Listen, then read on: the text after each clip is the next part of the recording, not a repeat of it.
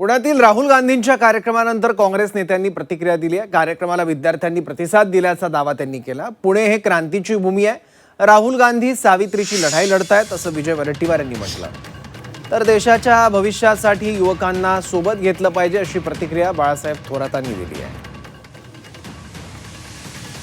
कार्यक्रमाला उत्स्फूर्त प्रतिसाद आहे। कोटा देहरादून हे जे कार्यक्रम झाले त्यापेक्षा पुण्यातील मुलींचा प्रतिसाद हा अधिकचा आहे आणि पुणे हे क्रांतीची भूमी राहिली आहे। क्रांतीची शिक्षणाचा मुलींचा पाया सुरुवात सावित्री आई फुलेंनी केला। त्यावेळेस मनुवाद्यांनी त्यांना विरोध केला। आज राहुलजी तोच बुलंद आवाज घेऊन सावित्री आईंचा आवाज घेऊन ही लढाई लढत आहेत।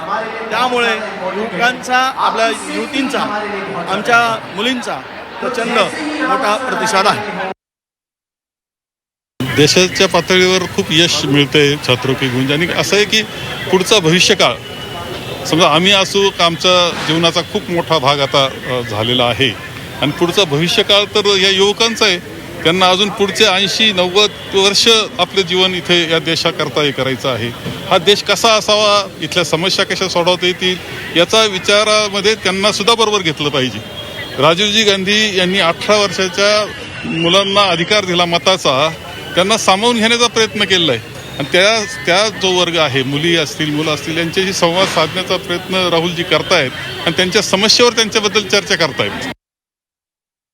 12 वर्षात नरेंद्र मोदीच्या सरकारने देशामध्ये शैक्षणिक व्यवस्था संपवण्याचा धडाका सुरू केला।